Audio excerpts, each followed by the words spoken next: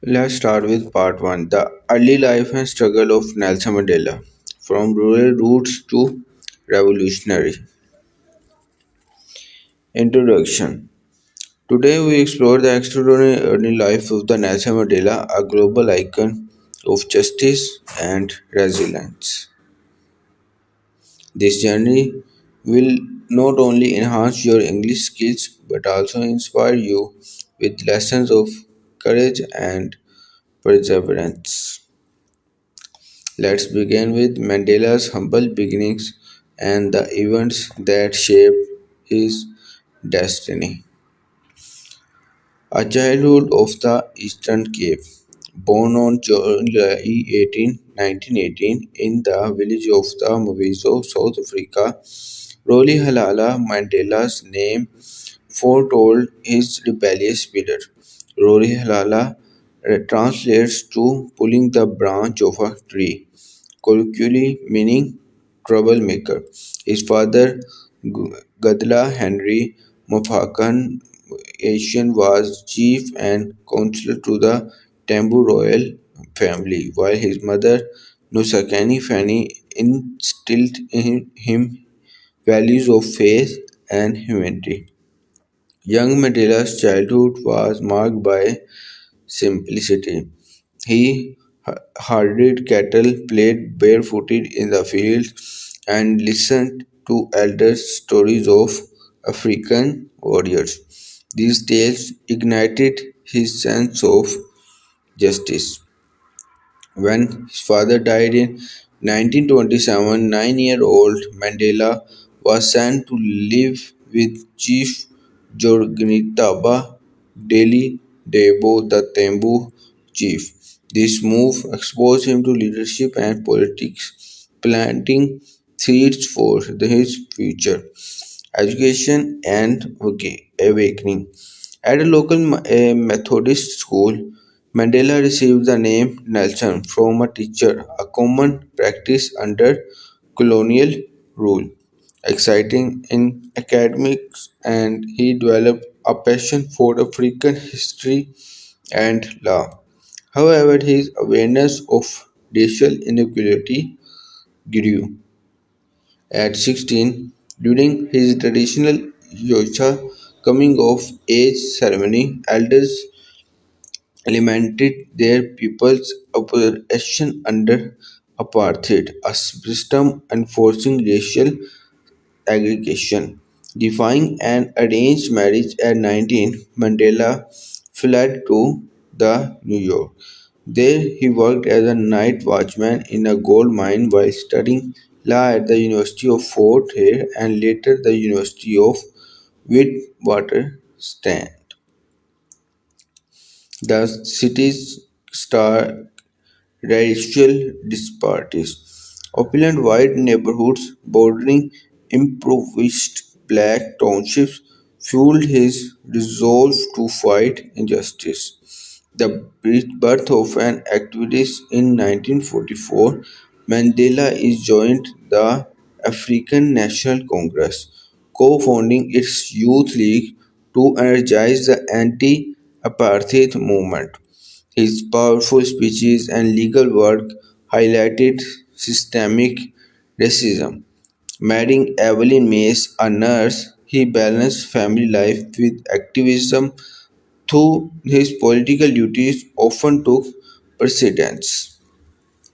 In the 1948 election of National Party intensified apartheid.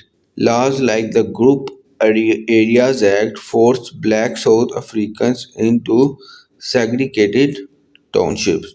Mandela, now a lawyer with Oliver Tambo, provided free legal aid to victims of apartheid.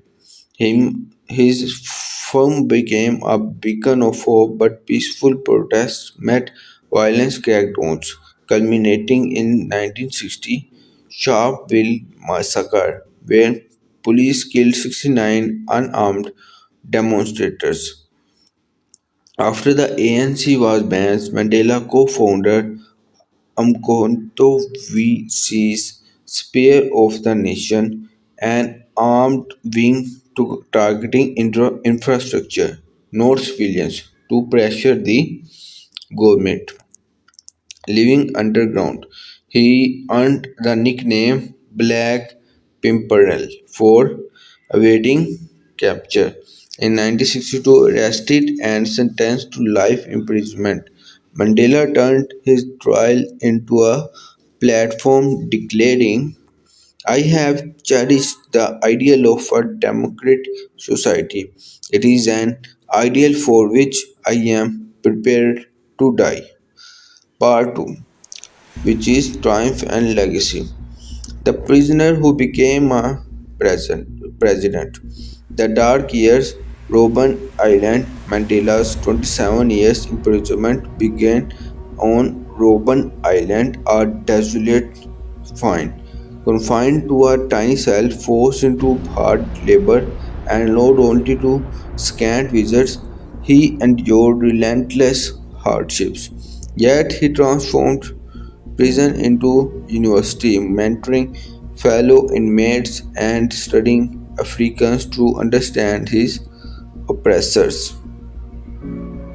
His resilience inspired global movements demanding his release, freedom, and reconciliation. By the 1980s, international sanctions crippled apartheid South Africa. Secret negotiations began with the Mandela advocating for peaceful transition. On February 11, 1919, he walked free, declaring, the time of healing has come. Leading the ANC, he negotiated an end to the apartheid with President F.W. de Klerk and earning them the 1993 Nobel Peace Prize. In 1994, South Africa held its first democratic elections. Millions queued for hours to vote, and Mandela's inauguration as president marked a new dawn. His embrace of the Springboks rugby team, a symbol of white South Africa during the 1995 World Cup, epitomized his vision of unity, leadership, and letting go. As a president, Mandela established the Truth and Reconciliation Commission, prioritizing healing over vengeance. He stepped down after one term, setting up precedent for democratic transitions. Post-presidency, he championed education and HIV/AIDS awareness until the death on December 5, 2013. Lessons from Mandela's life.